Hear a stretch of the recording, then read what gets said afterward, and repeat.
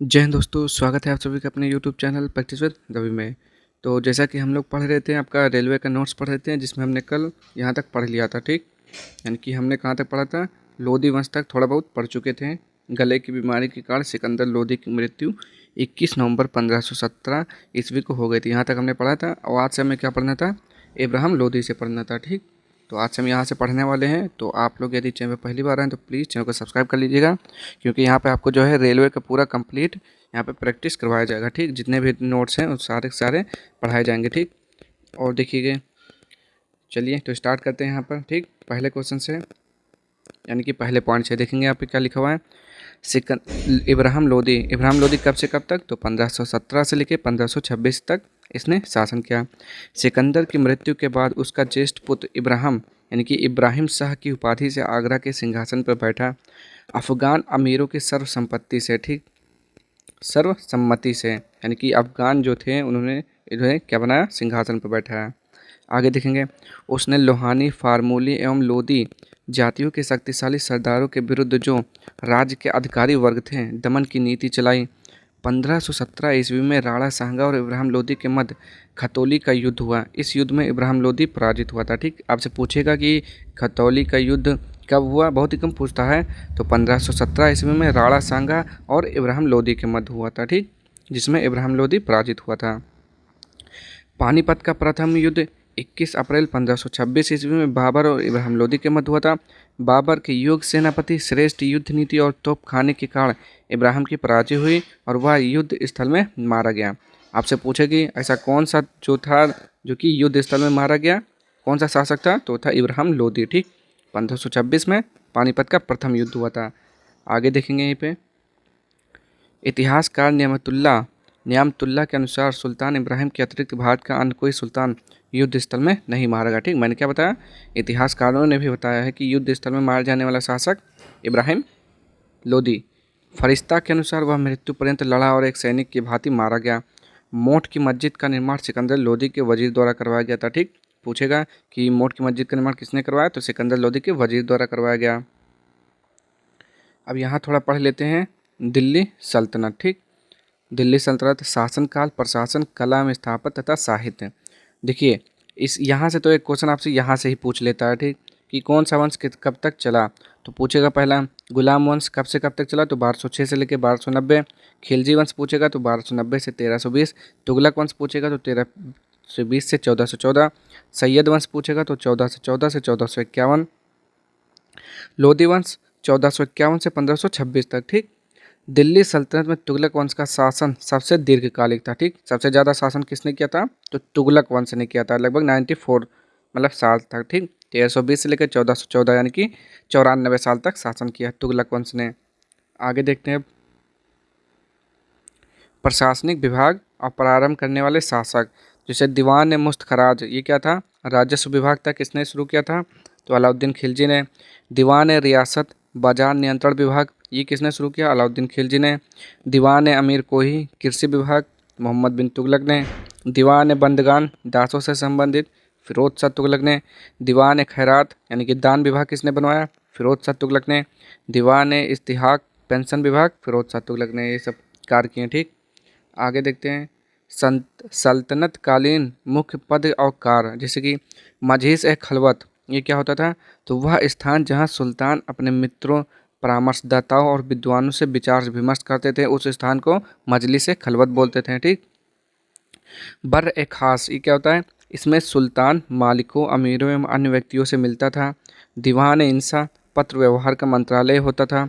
दीवान अर्ज सेना विभाग से संबंधित था। दीवान वजारत वित्तीय मामलों से संबंधित था। दाबिर ए मुमालिक पत्राचार विभाग का प्रधान था। आगे देखते हैं यहाँ पे कुछ और भी, जैसे कि दीवान कजा न्याय से संबंधित था। दीवान वकूफ़ राजकीय व्यय का ब्यौरा रखता था। दीवान मुस्तखराज भू राजस्व की वसूली। दीवान रियासत बाजार पर नियंत्रण। दीवान कोही कृषि सुधार का क्रियान्वयन। दीवान बंदगान दासों से संबंधित। दीवान खैरात मुस्लिम गरीबों और ज़रूरतमंदों के कल्याण। वकील दर राजकीय कारखानों का निरीक्षण। दीवान हाजिब दरबार की कार्रवाइयों की देखरेख। सर ए जानदार सुल्तान की व्यक्तिगत सुरक्षा। अमीर ए मजलिस दावतों एवं आयोजनों की देखरेख। अमीर ए आखुर शाही इस्तकबाल का प्रधान। आगे देखेंगे यहाँ पे क्या लिखा हुआ है। सहना ए पील सहना ए पील हस्तीशाला का प्रधान। सहना ए मंडी बाजार मूल्य नियंत्रण तथा बाट माप की जांच। ठीक, तो ये सब हो गया। अब आगे देखते हैं यहाँ पे कुछ नोट में लिखा है, उसको भी पढ़ेंगे। नोट, अलाउद्दीन खिलजी के समय में खुद चौधरी मुकद्दम के विशेषाधिकारियों की कमी की गई। ठीक, ये याद रखेंगे। अलाउद्दीन खिलजी के समय में खुद चौधरी और मुकद्दम के विशेषाधिकारों की कमी की गई। आगे देखेंगे राजस्व कर व्यवस्था। जैसे कि उस्र क्या होता था, यानी कि कर क्या होता था। ठीक, जो उन पे कर लगता था, टैक्स। उस्र क्या होता है, मुसलमानों से लिया जाने वाला भूमि कर 5 से 10% तक, उसे उस्र बोलते थे। खराज क्या होता था, खराज वो होता था गैर मुसलमानों पर भूमि कर 1/3 से लेकर 1/2 तक। खम्स क्या होता है, लूट खानों तथा अथवा भूमि कर में पड़े हुए खजानों से प्राप्त धन, जिसके 1/5 भाग पर राज्य का अधिकार, शेष 4/5 भाग पर सैनिक का अधिकार। जक़ात क्या होता है, मुसलमानों पर धार्मिक कर 2 से लेकर 2.5%। जजिया क्या होता था, गैर मुसलमानों पर लगाया जाने वाला धार्मिक कर, उसे बोलते थे जजिया कर। आगे, सर्वप्रथम जजिया भू राजस्व के साथ वसूल किया जाता था, किंतु बाद में फिरोज शाह तुगलक ने इसे पृथक कर दिया। ठीक, अलग कर दिया। अब सैन्य व्यवस्थाएं देखते हैं इसमें क्या क्या थी। इल्तुतमिश के काल में विभिन्न क्षेत्रों की सेनाएं, जैसे केंद्रीय सेना हस्म कल्ब या हस्म सुल्तानी के नाम से जानते थे। प्रांतीय सेना को हस्म यतरक कहते थे। शाही घुड़सवार को सवार कल्ब। सुल्तान की व्यक्तिगत सेना, जिसे शमसी घुड़सवार थे। और कौन थे, सरखेल क्या होता था, 10 घोड़दारों की टुकड़ी का प्रधान जो होता था उसे सरखेल बोलते थे। सिपाही सलाहकार 10 सरखेल यानी कि 100 घुड़सवार होते थे इसमें। अमीर क्या होता था, 10 सिपाही सलाहकार 10 सिपाही सालार यानी कि 1000 घुड़सवार। मलिक क्या होता था, 10,000 घुड़सवार होते थे उसमें। 10 अमीर घुड़सवार यानी कि क्या होता था, 10,000 घुड़सवार। खान का मतलब होता था 10 मलिक। 10 मलिक यानी कि 1,00,000 घुड़सवार होते थे। और सुल्तान कौन होता था, सर्वोच्च सेनापति को सुल्तान बोलते थे। ठीक, तो ये सब याद रखेंगे आप लोग। आगे देखेंगे यहाँ पे भू राजस्व कृषि व्यवस्था। सल्तनत काल में राजस्व के दृष्टिकोण से भूमि निम्न भागों में विभक्त की गई थी, इक्ता, मिल्क, इनाम, खालसा, वक्फ। आगे देखेंगे यहाँ पे भू राजस्व खराज संग्रह की पद्धति। गल्ला बख्शी या बटाई, ये क्या होता था, खेत बटाई। खड़ी फसल में राज का हिस्सा। लंक बटाई का मतलब भूसा अलग करने के पहले राज का हिस्सा। तीसरा है रास बटाई, तैयार अनाज का विभाजन। फिर क्या होता था, कानकूत, अनुमान के आधार पर राज के हिस्से का निर्धारण। मसाहत, भूमि माप की पद्धति। आगे देखेंगे यहाँ पे सल्तनत कालीन मुद्रा प्रणाली यानी कि सल्तनत कालीन सिक्के। शासक, सिक्का, धातु। तो मोहम्मद गौरी ने कौन सा सिक्का चलाया, दहली वाला सिक्का चलाया जो कि सोने और चांदी से बना हुआ था। इल्तुतमिश ने टका चलाया जो कि मिश्रित चांदी से बना हुआ था। जीतल भी इल्तुतमिश ने चलवाया जो कि तांबा से बना था। आदल भी इल्तुतमिश ने चलवाया जो कि तांबा चांदी से बना हुआ था। बलबन ने मासा चलाया, ठीक, जो चांदी का बना हुआ था। मुबारक शाह खिलजी ने टका या अलाई सोने से बना हुआ था। मोहम्मद बिन तुगलक ने संसगनी प्रतीकात्मक सिक्का अदली बनाया जो कि चांदी से बना हुआ था। और सिक्का अदली कांसा से बना हुआ था। फिरोज शाह तुगलक दाग एवं दिरहम किसने चलवाया था, फिरोज शाह तुगलक ने, जो कि तांबा से बना हुआ था। आगे पढ़ेंगे यहाँ पे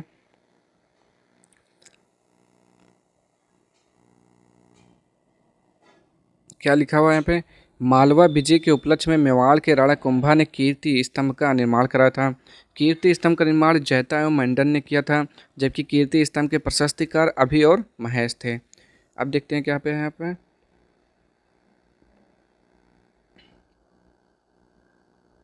अभि और महेश थे, यहाँ पर देख लेते हैं।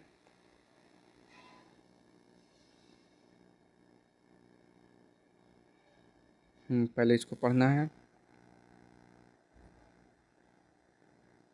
दिल्ली सल्तनत का साहित्य यानी कि अमीर खुसरो को पढ़ेंगे सबसे पहले। अबुल हसन यमुनुद्दीन खुसरो को पढ़ा, अमीर खुसरो के नाम से जाना जाता था। ठीक, इनका पूरा नाम क्या था, अबुल हसन यमुनुद्दीन। ठीक, आगे देखेंगे इनका जन्म 1253 ईस्वी में उत्तर प्रदेश के वर्तमान कासगंज यानी काशीराम नगर जिले के पटियाली नामक स्थान पर हुआ था। ठीक, कहाँ पर हुआ था अमीर खुसरो का जन्म? पटियाली में हुआ था, उत्तर प्रदेश के। और देखेंगे यहाँ पे क्या लिखा हुआ है, खुसरो ने स्वयं को तूतिया हिंद कहा। ठीक, इनको क्या बोलते थे? अमीर खुसरो को क्या बोलते हैं? तोता हिंद बोला जाता है, तूतिया हिंद बोलते हैं। वह 8 वर्ष की आयु में ही कविता रचने लगे थे। ऐतिहासिक विषय को लेकर उसकी पहली मसनवी किरान उस सादेन है। इसकी अन्य रचनाओं में मिफ्ताह उल फुतूह, तारीख है दिल्ली, खजाइन उल फुतूह, तारीख अलाई, आशिका, नूब सिपिहर तथा तुगलकनामा प्रमुख है। आगे देखेंगे यहाँ पे, तुगलकनामा अमीर खुसरो की अंतिम ऐतिहासिक मसनवी है। खुसरो पहला मुसलमान था जिसने भारतीय होने का दावा किया था। भारत में कव्वाली नामक संगीत शैली के प्रारंभिक रूप के आरंभकर्ता अमीर खुसरो थे। नई फारसी काव्य शैली सबक हिंदी या हिंदुस्तानी शैली का जन्मदाता अमीर खुसरो को माना जाता है। संगीत यंत्रों में तबला तथा सितार का प्रचलन 13वीं शताब्दी में अमीर खुसरो ने किया था। यानी कि तबला और सितार का जनक किसे कहा जाता है? तो अमीर खुसरो को कहा जाता है। दिल्ली सल्तनत की स्थापना के बाद फारसी को राजभाषा का स्थान प्रदान किया गया। आगे देखेंगे अब, यहाँ पे जो हमने पढ़ने वाले थे, दिल्ली सल्तनत कला एवं स्थापत्य कला, जैसे कि कुतुबुद्दीन ऐबक ने क्या क्या करवाया था? तो कुव्वत उल इस्लाम मस्जिद दिल्ली में किला राय पिथौरा के पास निर्मित करवाया। कुतुब मीनार दिल्ली के महरौली में स्थित 1206 ईस्वी के समय ऐबक के समय प्रसिद्ध सूफी संत बख्तियार काफ़ी के सम्मान में निर्मित करवाया। कुतुब मीनार की नींव डलवाई। ठीक, और पूरा किसने किया था? इल्तुतमिश ने पूरा किया था उस काम को। और देखते हैं यहाँ पे क्या था, 2.5 दिन का झोपड़ा किसने बनवाया? तो ये अजमेर में है, कुतुबुद्दीन ऐबक ने बनवाया। ठीक, पूछा जाता है, आपको बताना है सब। इल्तुतमिश ने क्या क्या करा है? सुल्तान गढ़ी अथवा नसरुद्दीन का मकबरा। भारत में तुर्क सुल्तान द्वारा निर्मित प्रथम मकबरा कौन सा है? तो सुल्तान गढ़ी अथवा नसरुद्दीन मकबरा। ठीक, ऐसे पूछेगा कि भारत में तुर्क सुल्तान द्वारा निर्मित प्रथम मकबरा कौन सा है? तो सुल्तान गढ़ी अथवा नसरुद्दीन का मकबरा। इल्तुतमिश का मकबरा कहाँ पर है? दिल्ली में है। किसने बनवाया? इल्तुतमिश ने ही बनवाया था। जोधपुर के नागौर राज में अतार्किन नामक विशाल दरवाजे का निर्माण करवाया किसने? इल्तुतमिश ने करवाया। चलिए आगे देखेंगे यहाँ पे बलबन का मकबरा दिल्ली में है। ठीक, यह मकबरा प्रथम स्थापत्य है जिसमें वैज्ञानिक ढंग से मेहराब का निर्माण हुआ है। आगे अलाउद्दीन खिलजी से देखेंगे, काशी के श्री जो दिल्ली में है। अलाई दरवाज़ा का निर्माण किसने करवाया? तो अलाउद्दीन खिलजी ने करवाया। जमायत खाना मस्जिद किसने बनवाया? दिल्ली में अलाउद्दीन खिलजी ने बनवाया। हौज अलाई या हौज खास अलाउद्दीन खिलजी ने बनवाया। मुबारक खिलजी ने उखा मस्जिद भारतपुर में निर्मित है। खिलज खां ने निजामुद्दीन औलिया की दरगाह बनवाया था। तुगलक कालीन में देखेंगे, गैसुद्दीन का मकबरा यह पंचभुजीय मकबरा है तथा कृत्रिम झील के मध्य निर्मित है। आदिलाबाद का किला तुगलकाबाद के समीप है। जहाँपनाह नगर सीरी तथा रायपिथौरा के मध्य है। सतपुला जहाँपनाह नगर में इस 7 मेहराबों वाले पुल की योजना बनाई गई परंतु यहाँ 2 मंजिल ही बन सका। आगे देखेंगे यहाँ पे, 12 खंभा भवन सामंतों के निवास के लिए निर्मित किया था। किसने करवाया था? तुगलक काल में ये सब निर्माण हुआ था। अब देखेंगे फिरोज तुगलक का देखेंगे, फिरोज शाह तुगलक ने क्या बनवाया था? फिरोज शाह कोटला। फिरोज ने फिरोजाबाद नामक 5वीं दिल्ली बसाई जो कि फिरोज शाह कोटला के नाम से जानती हैं। और फिरोज शाह का मकबरा यह एक वर्गाकार मकबरा है। इसके द्वार दक्षिण की ओर स्थित हैं। खान है जहाँ तेलंगनी का मकबरा निजामुद्दीन औलिया की दरगाह के दक्षिण में स्थित है। इसकी योजना अष्टभुजीय है। खिर की मस्जिद 1375 में निर्मित। तहखाने के ऊपर बनी यह मस्जिद दुर्ग के समान दिखती है। काली मस्जिद 2 मंजिली, इसमें अर्धवृत्तीय मेहराबों का प्रयोग हुआ है। कला मस्जिद, इसका निर्माण 1375 ईस्वी में शाहजहांबाद में हुआ था। आगे देखेंगे यहाँ पे, लोधी कालीन, इसमें क्या होता? स्थापत्य को उद्योगों के मध्य बनाया जाने लगा। लोधी स्थापत्य का आकार अष्टकोणीय होता था तथा यदा कदा दोहरे गुंबद का भी प्रयोग होता था। बहलोल लोधी का मकबरा लाल पत्थर से निर्मित है। 1418 ईस्वी में सिकंदर लोधी द्वारा बनवाया गया। सिकंदर लोधी का मकबरा इब्राहिम लोधी द्वारा इसे 1517 ईस्वी में बनवाया गया। इसके चारों कोणों पर बुर्ज तथा मध्य में दोहरे गुंबद की योजना है। मोट की मस्जिद का निर्माण किसने करवाया था? तो लोधी ने करवाया था। 3 गुंबद मोट की मस्जिद से कुछ दूरी पर स्थित है। इसका मध्य का गुंबद सबसे बड़ा है। ठीक, तो ये तो आपके सारे जो कि आपके क्वेश्चन थे। अब इसी में से आपको यहाँ पे MCQ मिला हुआ है जो कि आपको बताना पड़ेगा। ठीक, बताएंगे। पहला, कुव्वत उल इस्लाम मस्जिद का निर्माण किस शासक ने करवाया था? जल्दी से बताएंगे। कुव्वत उल इस्लाम मस्जिद का निर्माण किस शासक ने करवाया था? ऐबक ने करवाया था। ठीक, दूसरा देखेंगे यहाँ पे, निम्न में से किसने एकता प्रथा का प्रचलन किया था? बताएंगे यहाँ पे, एकता प्रथा का प्रचलन किसने किया था? इल्तुतमिश ने करवाया था। किसके शासनकाल में सबसे अधिक मंगोल आक्रमण हुए?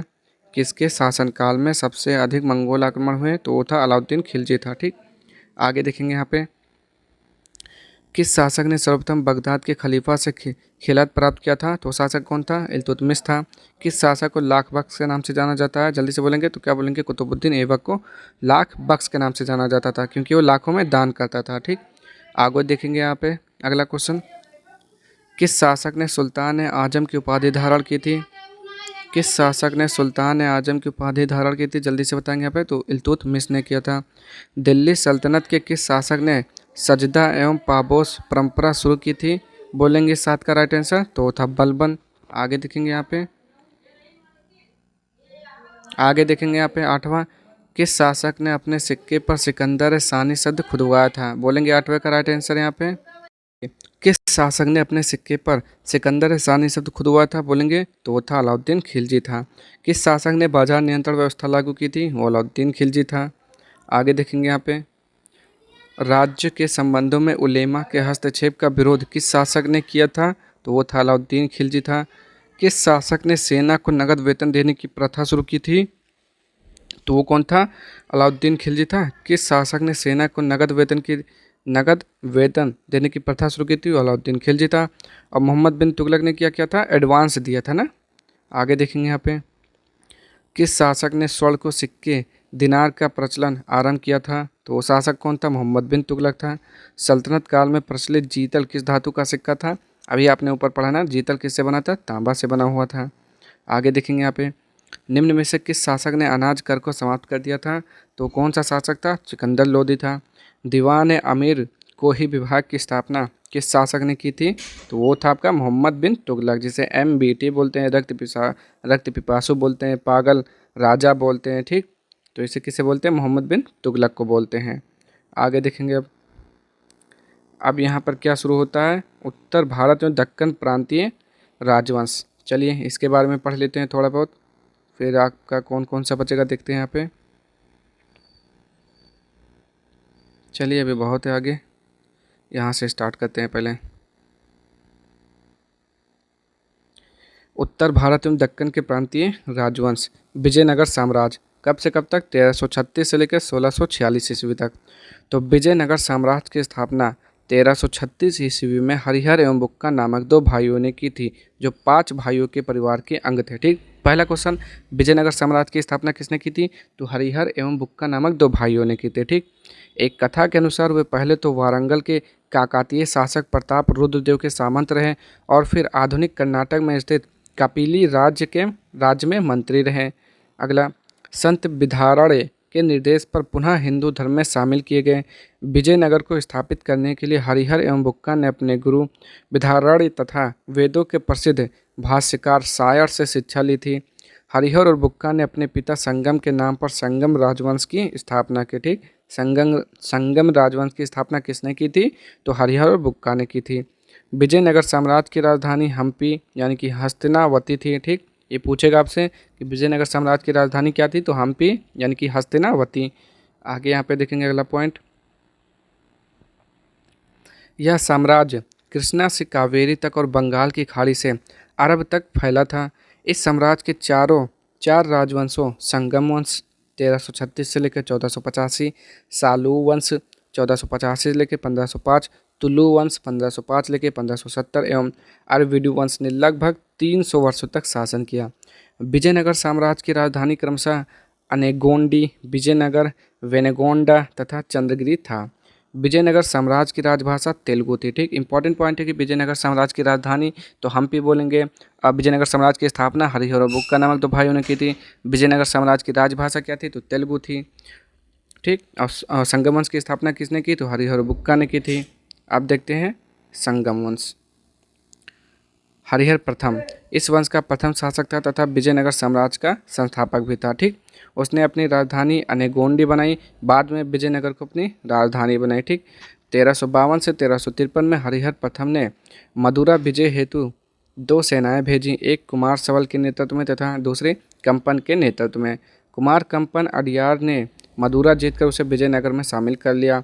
उसकी पत्नी गंगा देवी ने अपने पति की विजय का अपने ग्रंथ मदुरा विजयम में सजीव वर्णन किया है।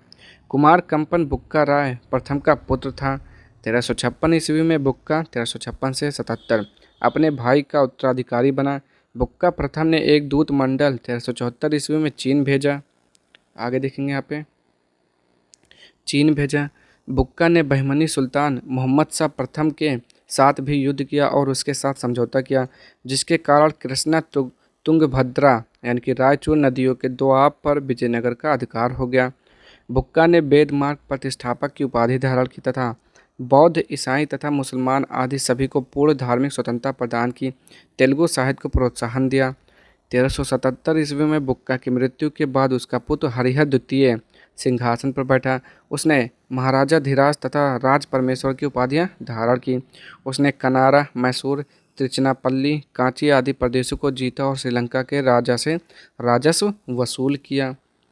आगे देखेंगे यहाँ पे शिव के विरूपाक्ष का उपासक हरिहर द्वितीय था, किंतु वह अन्य धर्मों के प्रति भी सहिष्णु था। ठीक, आपसे पूछेगा शिव के विरूपाक्ष का उपासक कौन था, तो हरिहर द्वितीय था। आगे देखेंगे यहाँ पे हरिहर द्वितीय की मृत्यु के बाद फैली अव्यवस्था के कारण देवराय प्रथम कुछ दिनों बाद उसका उत्तराधिकारी बना।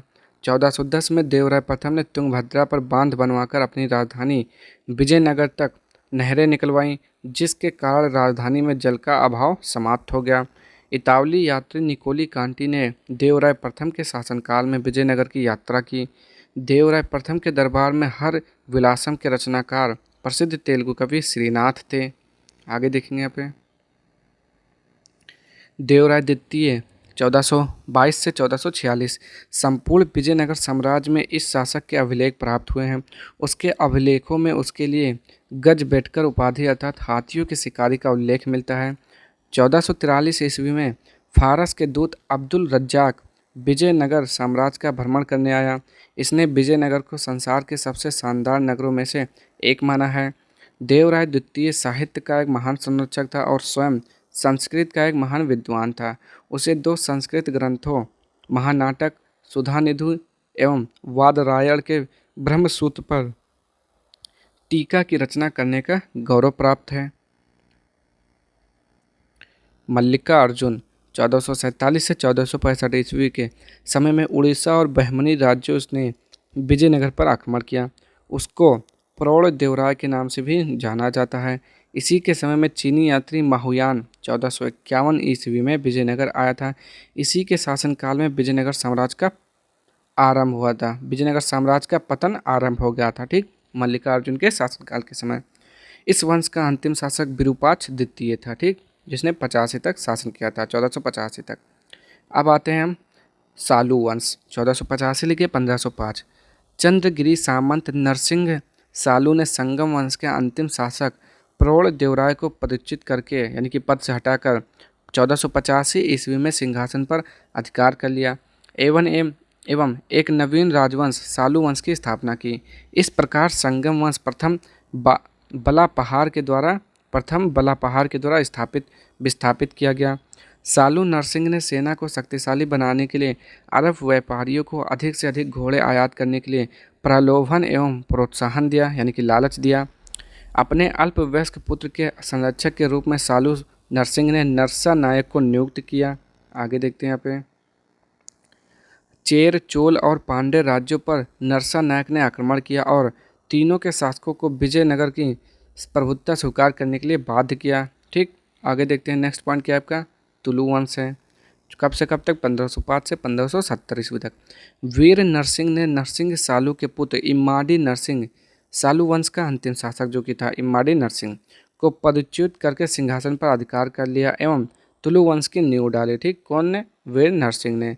1509 ईस्वी में उसकी मृत्यु के बाद उसका अनुज कृष्ण देव राय 1509 से 29 तक सिंहासन सीन हुआ। ठीक, आगे अब कृष्ण देव राय के बारे में पढ़ते हैं। यहाँ से क्वेश्चन पूछता है, कृष्ण देव राय 1509 से लेकर 29, उसने विजयनगर साम्राज्य को समृद्ध और गौरव के चरमोत्कर्ष पर पहुँचाया। आगे देखते हैं यहाँ पे, उसके दरबार को तेलुगु के 8 महान विद्वान एवं कवि, जिन्हें अष्ट दिग्गज कहा जाता है। पहला क्वेश्चन पूछेगा, अष्ट दिग्गज किसके शासनकाल में थे या किसके दरबार में थे? तो कृष्ण देव राय के दरबार में थे अष्ट दिग्गज। सुशोभित करते थे, इसलिए उसके शासनकाल को तेलुगु साहित्य का स्वर्णयुग भी कहा जाता है। ठीक, कृष्ण देव राय स्वयं एक उत्कृष्ट कवि और लेखक थे। उनकी रचना अमुक्त माल्यद भी थी, जो तेलुगु भाषा के 5 महाकाव्यों में से एक है। उसने आंध्र भोज की उपाधि धारण की थी। ठीक, क्या आंध्र भोज की उपाधि धारण की थी। उसने नागलपुर नामक नगर की स्थापना की। उसने हजारा एवं विट्ठल स्वामी नामक मंदिर का निर्माण भी करवाया। उसके समय में पुर्तगाली यात्री डोमिगोस पायस ने विजयनगर साम्राज्य की यात्रा की। आगे देखते हैं यहाँ पे, यात्रा की। विजयनगर के राजा कृष्ण देव राय ने गोलकुंडा का युद्ध गोलकुंडा के सुल्तान कुली कुतुब शाह के साथ लड़ा था, जिसमें कुतुब शाही सेना पराजित हुई थी। अष्टदिग्गज तेलुगु कवियों में पेद्दन सर्व प्रमुख थे। अच्युत देवराज 29 से लेकर 42 को कृष्ण देव राय ने अपनी मृत्यु से पूर्व अपना उत्तराधिकारी नामजद किया। ठीक, उसने क्या था, कृष्ण देव राय ने अच्युत देव राय को अपना उत्तराधिकारी नियुक्त किया। कृष्ण देव राय के जमाता राम राय को अच्युत देव राय ने शासन में सहभागी बनाया। ठीक, पुर्तगाली यात्री नुनिज ने उनके शासनकाल में विजयनगर साम्राज्य की यात्रा की थी। आगे देखेंगे, सदाशिव राय नाम मात्र का एक विजयनगर साम्राज्य का शासक था। अरविंदु वंशीय मंत्री राम राय के हाथों में शासन की वास्तविक शक्ति थी। 1565 ईस्वी में तालीकोटा यानी कि बन्नीहट्टी राक्षसी तंगड़ी के प्रसिद्ध युद्ध में बीजापुर, अहमदनगर, गोलकुंडा और बीदर की संयुक्त सेनाओं ने विजयनगर को पराजित किया। इस संयुक्त सेना में केवल बरार शामिल नहीं था। आगे देखेंगे अभी, महाभारत के तेलुगु अनुवाद का कार्य 11वीं शताब्दी में नन्नयन ने प्रारंभ किया था, जिसे 13वीं शताब्दी में टिक्कन द्वारा तथा फिर 14वीं शताब्दी में एर्रन द्वारा पूरा किया गया। बाबर ने अपनी आत्मकथा बाबरनामा में कृष्ण देव राय को तत्कालीन भारत का सबसे शक्तिशाली शासक कहा है। ठीक, बाबरनामा किसकी है? आपसे पूछेगा कि बाबर की आत्मकथा का नाम क्या है, तो बाबरनामा बोलेंगे। किस भाषा में लिखा है? तुर्की भाषा में लिखा है। आगे, सालू तिम्मा कृष्ण देव राय का योग मंत्री एवं सेनापति था। तालीकोटा युद्ध के बाद सदाशिव ने तिरुमल के सहयोग से पेनुकोंडा को राजधानी बनाकर शासन प्रारंभ किया। अब देखते हैं आगे क्या है। अराविडु वंश, ठीक, कब से कब तक है? 70 से लेकर 1605 ईस्वी तक। अरविडु वंश की स्थापना 1570 ईस्वी के लगभग तिरुमल के सदाशिव को आपदस्थ कर पेनुकोंडा में की थी। इसका उत्तराधिकारी रंग प्रथम हुआ। रंग प्रथम के बाद वेंकट द्वितीय शासक हुआ।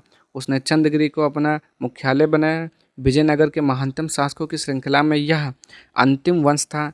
वेंकट द्वितीय राजा वाडियार का समकालीन था, जिन्होंने 1612 ईस्वी में मैसूर राज्य की स्थापना की थी। स्पेन के फिलिप तृतीय से वेंकट का सीधा पत्र व्यवहार था। 1598 ईस्वी में वेंकट ने ईसाई पादरियों को अपने दरबार में स्वागत किया। इस वंश का अंतिम शासक श्रीरंग तृतीय था, जिसने 1614 ईस्वी तक शासन किया, जिसके बाद विजयनगर साम्राज्य छिन्न भिन्न हो गया। आगे देखते हैं क्या है। विजयनगर आने वाले प्रमुख विदेशी यात्री, ठीक, कौन कौन कब आया था देख लेते हैं। निकोलो डी कोंटी 1420 ईस्वी में आया था। कहाँ से? कौन से देश का था? इटली से था। देवराय प्रथम के शासनकाल में आया था। अब्दुल रज्जाक आया था फारस से, देवराय द्वितीय के शासनकाल में। नूनीज आया था पुर्तगाल से, अच्युत देवराज के शासनकाल में। डोमिगोस पायस आया था, कृष्ण देवराय पुर्तगाल से आया था। दुआर्ते बरबोसा पुर्तगाल से आया था कृष्ण देव राय के शासनकाल में। इब्न बतूता तो मोरक्को देश का रहने वाला था, हरिहर प्रथम के शासनकाल में आया था। ठीक, इब्न बतूता। और इब्न बतूता किसके दरबार में था? तो मोहम्मद बिन तुगलक का दरबार में था। ठीक, आगे देखेंगे और क्या है। अफानासी एशिया से, विरूपाक्ष राय महुआन चीन से था, मल्लिका अर्जुन के शासनकाल में आया था। ठीक, अब एक देख लेते हैं यहाँ पे छोटा सा पॉइंट, जैसे कि विजयनगर राजवंश। संगम वंश हरिहर बुक्का ने 1336 से 1485 अवधि तक शासन किया था। ठीक, आगे सालू वंश। सालू नरसिंह ने स्थापना की थी और 1485 से 1505 तक चला। तुलु वंश वीर नरसिंह ने 17 तक चला 1570। और विडु वंश 1650 ईस्वी तक चला। और देखते हैं यहाँ पे अष्टदिग्गज के कवियों और उनकी प्रमुख रचनाएं। चलिए देख लेते हैं यहाँ पे अष्टदिग्गज कौन कौन थे। ठीक, पहला है अलसानी पेड्डाना। तो इनकी रचनाएं क्या है? स्वारो चित्र संभोया, मनु चरित्र, हरि कथासार, शरण समूह। ठीक, ये था अलसानी पेड्डाना की रचना है। नंदी निम्मन के देखते हैं परिजात हरण। भट्ट मूर्ति का नरस भूपालियम अलंकार साथ से संबंधित था। धूर जटी कलहस्ती महात्म से संबंधित है। ठीक, कलहस्ती महात्म्य इनकी रचना है। मादरय गिरी मल्लन राजशेखर चरित इनकी रचना है। अचल अच्चल राज रामचंद्र रामायुदयम ये किसका है? सकल कथा सार संग्रह है। आगे जिंगली सुरन राघव पांडवीय। तेलानी राम रामकृष्णा पांडुरंग महामात। ठीक, आपसे पूछेगा कि अष्टदिग्गज तेलानी राम मतलब किसके दरबार में थे? तो देवराय कृष्ण देव राय के दरबार में थे। ठीक, अष्टदिग्गज किसके थे? कृष्ण देव राय के दरबार में थे। ठीक, ऐसे क्वेश्चन आपसे यही 2-3 क्वेश्चन यहाँ से ज़्यादातर पूछा जाता है। आगे देखेंगे अब मंत्रियों की बैठक एक हाल में होती थी जिसे वेंकट विलास मंडप कहा जाता था। क्या कहते थे? वेंकट विलास मंडप कहा जाता था। राज्य परिषद के अतिरिक्त एक केंद्रीय सचिवालय भी होता था जिसमें रायसम सचिव एवं कर्डियम लेखपाल जैसे अधिकारी होते थे। विजयनगर साम्राज्य की प्रशासनिक इकाई घटते हुए इस प्रकार थी। प्रांत, जिला, तहसील और क्या कहते हैं नाडु उरु। साम्राज्य की समस्त भूमि का विभाजन इस प्रकार है। ठीक, ये थे। आगे देखते हैं जैसे कि प्रांत क्या होता था? मंडल राय या मंडलम। जिला वलनाडु कोट्टम था। तहसील जो स्थल होता था। नाडु क्या होता था? 50 ग्राम का समूह होता था। उरु क्या होता था? ग्राम होता था। ठीक, अब देख लेते हैं यहाँ पे क्या है। साम्राज्य की समस्त भूमि के विभाजन इस प्रकार है जैसे भंडारवाद भूमि राजकीय भूमि, अमरम भूमि सैनिक सेवा के बदले अमर नायकों और पालाई गारों को दी जाती थी। मान्य भूमि या भूमि ब्राह्मण मंदिरों या मठों को दान में दी जाती थी। ठीक, अब ये क्या है? नायंककार व्यवस्था। ये क्या चीज़ होता है देख लेते हैं यहाँ पे। इस व्यवस्था के अंतर्गत अमर नायक उस सैन्य अधिकारी को कहा जाता था जिसके अधीन निश्चित संख्या में सैन्य टुकड़ियां रहती थी। इस नायंकारों को केंद्र में 2 प्रकार के संपर्क अधिकारी रखने होते थे। इनमें से एक अधिकारी राजधानी में स्थित नायक की सेना का सेनापति होता था तथा दूसरा संबंधित नायक का प्रशासनिक प्रतिनिधि होता था जिसे स्थानापति कहा जाता था। आगे देखेंगे यहाँ पे अब क्या है। चलिए देखेंगे यहाँ पे आयंगर व्यवस्था। ये क्या होता था? यह व्यवस्था ग्रामीण प्रशासन से जुड़ी व्यवस्था थी। प्रशासन को सुचारू रूप से संचालित करने के लिए प्रत्येक ग्राम को स्वतंत्र इकाई के रूप में संगठित किया गया था। इन संगठित ग्रामीण इकाइयों पर शासन हेतु 12 प्रशासकीय अधिकारियों की नियुक्ति की जाती थी जिनको सामूहिक रूप से आयंकर कहा जाता था। ठीक, आयंकर कहा जाता था। ठीक, पूछेगा आपसे। ये अवैतनिक होते थे। इनकी सेवाओं के बदले सरकार इन्हें पूर्णतः लगान मुक्त एवं कर मुक्त भूमि प्रदान करती थी। ठीक, आगे अब यहाँ पे देखेंगे थोड़ा भू राजस्व प्रशासन। राजस्व नगद और जिन्स दोनों में वसूल किया जाता था। नगद राजस्व को सिद्ध दाय कहा जाता था। भू राजस्व से संबंधित विभाग 98 विभाग कहलाता था। अस्थवन या अथवन। भू राजस्व को शिष्ट कहा जाता था। दैनिक विभाग को कंदाचर कहा जाता था और उसके प्रमुख महादंड नायक कहलाते थे। न्यायालय 4 प्रकार के होते थे। तिष्ठिता, चाल, मुद्रिता और शस्त्रता। राजमहल की सुरक्षा से संबंधित अधिकारी कवल करस था। आगे देखते हैं यहाँ पे। कभी कभी पुलिस के अधिकारी को बेच दिया जाता था जिसे पादिका बल कहा जाता था। पुलिस कर को क्या लिखा हुआ है? अर्शुस्वंतरम कहा जाता था। भू राजस्व को रियायती मूल्यांकन इस्तवा कहलाता था। भूमि अधिकार की एक अन्य श्रेणी के अंतर्गत सिंचाई में पूंजी निवेश के द्वारा आय प्राप्त की जाती थी। तमिल क्षेत्र में इसे दासबंद यानी कि दासावंद कहा जाता था और आंध्र एवं कर्नाटक में कट्टेकोडगय कहा जाता था। युद्ध में मारे जाने वाले व्यक्ति के परिवार को दी गई भूमि रक्त कौड़गे कहलाती थी। पट्टे पर ली गई भूमि को कुट्टगी कहा जाता था। भूस्वामी एवं पट्टेदार के बीच उपज की हिस्सेदारी को वारम व्यवस्था कहा जाता था। कृषक मजदूर कुदी कहलाते थे। कृषक मजदूर कुदी कहलाते थे।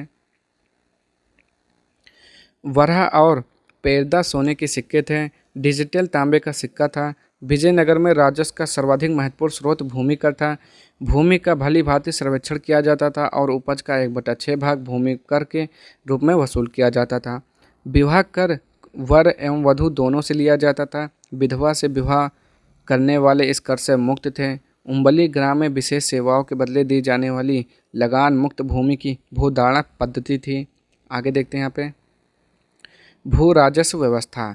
तो भू राजस्व प्रशासन में क्या था, नगद व जिन्स दोनों के रूप में। सिद्धाय क्या होता था, नगद राजस्व होता था। शिष्ट क्या होता था, भू राजस्व होता था। अथवन 98 अस्थवन क्या होता था, भू राजस्व से संबंधित विभाग होते थे। भू राजस्व क्या है, 1/6 1/3 भाग तक होता था। ब्राह्मण का अंश 1/20 भाग, मंदिर का अंश 1/30 भाग होता था। आगे देखेंगे यहाँ पे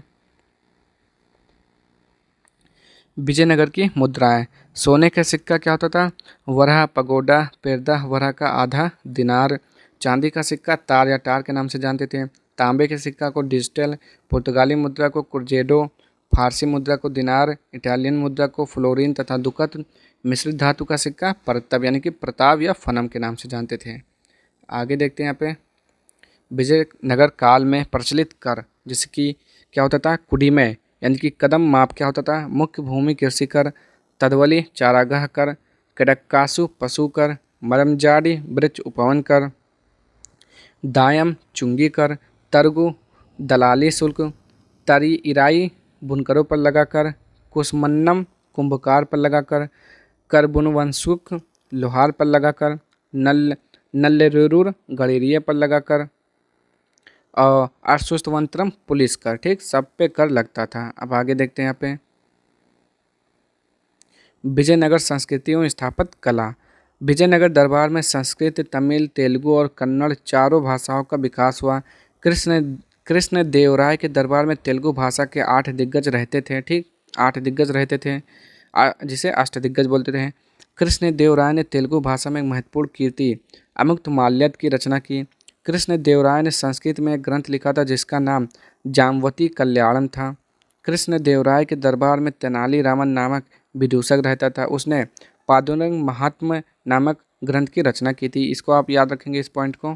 ठीक, आगे विजयनगर साम्राज्य का स्थापत्य द्राविड़ शैली के आधार पर ही विकसित हुआ था। एक ही चट्टान को काटकर स्तंभ और जानवर की आकृति बनाई जाती थी, जिसमें सबसे स्पष्ट है 2 पैरों पर खड़ा घोड़ा। कृष्ण देवराय ने हजारा एवं विट्ठल स्वामी के मंदिर का निर्माण करवाया। अन्य मंदिरों में प्रमुख हैं हजारा राम स्वामी मंदिर, विरूपाक्ष द्वितीय ने बनवाया था। विरूपाक्ष द्वितीय, मार्ग सर्वेश्वरम मंदिर, रामेश्वरम मंदिर, ताप्ती स्थित एकार्मनाथ मंदिर, वरदान मंदिर, रंगनाथ मंदिर। ठीक, आगे यहाँ पे देखेंगे थोड़ा हम्पी के खंडहर वर्तमान उत्तरी कर्नाटक में अवस्थित विजयनगर साम्राज्य की प्राचीन राजधानी का प्रतिनिधित्व करते हैं। विजयनगर काल में बना विरूपाक्ष मंदिर यहीं पर अवस्थित है। हम्पी यूनेस्को को विश्व विरासत स्थलों की सूची में भी सम्मिलित है। विट्ठल मंदिर का निर्माण विजयनगर साम्राज्य के तुलु वंश के महाप्रतापी राजा कृष्णदेवराय ने करवाया था। ठीक, इस मंदिर में स्थित 56 तक्षित स्तंभ संगीतमय स्वर निकलते हैं। आगे देखते हैं यहाँ पे जैनुल आबदीन को धार्मिक सहिष्णुता तथा अच्छे कार्यों के कारण कश्मीर का अकबर कहा जाता है। ठीक, इंपॉर्टेंट क्वेश्चन है कि कश्मीर का अकबर किसे कहते हैं, तो जैनुल आबदीन को कश्मीर का अकबर कहा जाता है। जैनुल आबदीन ने लद्दाख पर मंगोलों के हमले को नाकाम कर दिया था। अब थोड़ा गुजरात के बारे में पढ़ते हैं, क्या इंपॉर्टेंट चीज़ें हैं यहाँ पे। 1407 ईस्वी में सुल्तान मुजफ्फर शाह के नाम से जफर खान ने स्वयं को गुजरात का सुल्तान घोषित किया। इसने मालवा के शासक हुसंग शाह को पराजित कर उसकी राजधानी धार पर अधिकार कर लिया, किंतु बाद में उसने उसका राज वापस कर दिया। अहमद शाह ने असावल के निकट साबरमती नदी के किनारे अहमदाबाद नामक नगर बसाया और पाटन से राजधानी हटाकर अहमदाबाद को राजधानी बनाया। 1462 ईस्वी में फतह खां सिंहासन पर बैठा। उसने अबुल फतेह महमूद की उपाधि ग्रहण की, परंतु इतिहास में वह महमूद बेगड़ा के नाम से विख्यात हुआ। इसकी मुख्य विजय चंपानेर और गिरनार के दृढ़ किलों की थी। 1572 ईस्वी में अकबर ने गुजरात को मुगल साम्राज्य में मिला लिया। आप देखते हैं बंगाल के बारे में थोड़ा। इख्तियारुद्दीन मोहम्मद बिन बख्तियार खिलजी ने बंगाल को दिल्ली सल्तनत में मिलाया। गयासुद्दीन तुगलक ने बंगाल को 3 भागों में विभाजित किया। लखनऊती उत्तर बंगाल, सोनारगांव पूर्व बंगाल व सतगांव दक्षिण बंगाल। 1345 में हाजी इलियास बंगाल के विभाजन को समाप्त कर शमसुद्दीन इलियास शाह के नाम से बंगाल का शासक बना। पांडुआ में अदीना मस्जिद का निर्माण 1364 ईस्वी में सुल्तान सिकंदर शाह ने करवाया था। बंगाल का शासक गयासुद्दीन आजम शाह अपनी न्यायप्रियता के लिए प्रसिद्ध था। अलाउद्दीन हुसैन शाह ने 1493 से 1519 में राजधानी को पांडुआ से गौड़ स्थानांतरित कर दिया। आगे देखते हैं यहाँ पे। महाप्रभु चैतन्य अलाउद्दीन के समकालीन थे। ठीक, महाप्रभु चैतन्य किसके समकालीन थे? अलाउद्दीन के समकालीन थे। अलाउद्दीन ने सत्यपीर नामक आंदोलन की शुरुआत की। मालाधार बसु ने अलाउद्दीन के शासनकाल में ही श्री कृष्ण विजय की रचना पर गुलराज खान की उपाधि धारण की। इनके बेटे को सत्यराज खान की उपाधि दी गई। नसरुद्दीन नुसरत शाह ने गौड़ में बड़ा सेना एवं कदम रसूल मस्जिद का निर्माण करवाया। बाबर के आक्रमण के समय बंगाल का शासक नुसरत शाह था। आगे देखते हैं यहाँ पे मालवा के बारे में थोड़ा। मालवा राज्य नर्मदा और ताप्ती नदियों के बीच ऊंचे पठार पर स्थित है। दिलावर खां ने 1401 ईस्वी में मालवा को स्वतंत्र घोषित किया। दिलावर का पुत्र अलब खां हुसैन शाह की उपाधि धारण कर 1405 ईस्वी में मालवा का शासक बना। इसने अपनी राजधानी को धारा से मांडू स्थानांतरित किया। मालवा में खिलजी वंश की स्थापना महमूद शाह ने की थी। गुजरात के शासक बहादुर शाह ने महमूद शाह द्वितीय को युद्ध में परास्त कर उसकी हत्या कर दी और मालवा को गुजरात में मिला लिया। आगे देखते हैं यहाँ पे। मांडू के किले हिंडोला भवन या दरबार हाल का निर्माण हुसैन शाह ने करवाया था। इस किले में सर्वाधिक महत्वपूर्ण है दिल्ली दरवाज़ा। ठीक, किसने? दिल्ली दरवाज़ा किसने करवाया था? हुसैन शाह ने। बाज बहादुर एवं रूपमती के महल का निर्माण सुल्तान नसरुद्दीन शाह द्वारा करवाया गया था। जहाज महल का निर्माण गयासुद्दीन खिलजी ने मांडू में करवाया था। कुशक महल को महमूद खिलजी ने फतेहाबाद नामक स्थान पर बनवाया था। ठीक, अब थोड़ा मेवाड़ में पढ़ लेते हैं। अलाउद्दीन खिलजी ने 1303 ईस्वी में मेवाड़ के गुहिलौत राजवंश के रत्न सिंह को पराजित कर मेवाड़ को दिल्ली सल्तनत में मिला लिया। गुहिलौत वंश की एक शाखा सिसोदिया वंश के हम्मीर देव ने मोहम्मद तुगलक को हराकर पूरे मेवाड़ को स्वतंत्र करा लिया। राणा कुंभा ने 1448 ईस्वी में चित्तौड़ में एक विजय स्तंभ की स्थापना की। खानवा का युद्ध 1527 ईस्वी में राणा सांगा एवं बाबर के मध्य हुआ, जिसमें बाबर विजयी हुआ था और राणा सांगा हार गया था। 1576 ईस्वी में हल्दी घाटी का युद्ध राणा प्रताप एवं अकबर के मध्य हुआ, जिसमें अकबर की विजय हुई थी। ठीक, मेवाड़ की राजधानी चित्तौड़गढ़ थी, जहांगीर ने मेवाड़ को मुगल साम्राज्य में मिला लिया था। आगे देखते हैं यहाँ पे। अब थोड़ा एमसीक्यू पढ़ लेते हैं इसका।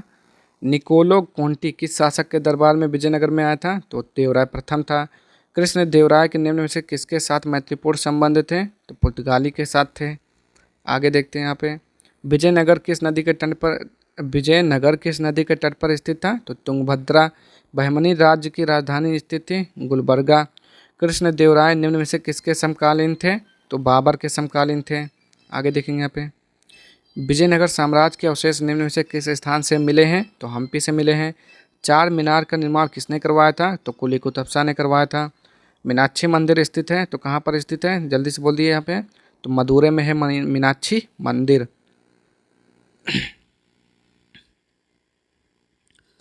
हजारा एवं विट्ठल स्वामी मंदिर का निर्माण किस शासक ने करवाया था? तो क्या बोलेंगे? कृष्ण देवराय ने करवाया था। अष्टदिग्गज निम्न में से किनके दरबार में थे? तो कृष्ण देवराय के दरबार में थे। निम्न में से किसे कश्मीर का अकबर के नाम से जाना जाता है? तो जैनुलाब्दीन को जानते हैं। ये सारे के सारे इंपॉर्टेंट क्वेश्चन हैं आपके। निम्न में से किस शासक को जनता जगत गुरु के नाम से पुकारती थी? तो वो शासक था इब्राहिम आदिल शाह। भारत का सिराज नाम से किस राज्य को जाना जाता था? तो जौनपुर को जानते हैं। आगे देखते हैं यहाँ पे। खानवा का युद्ध किन किन के मध्य हुआ था? तो खानवा का युद्ध 1527 में हुआ था। किसके मध्य? बाबर और राणा सांगा के मध्य। मांडू किसकी राजधानी थी? तो मालवा की राजधानी मांडू थी। ठीक, तो आज के लिए इतना ही पढ़ते हैं हम। कल से पढ़ेंगे मध्यकालीन धार्मिक आंदोलन। ठीक, तो अगर आपको वीडियो पसंद आए तो प्लीज़ चैनल को लाइक शेयर सब्सक्राइब कर दीजिएगा। ठीक, मिलते हैं नेक्स्ट वीडियो में, तब तक के लिए जय हिंद जय भारत।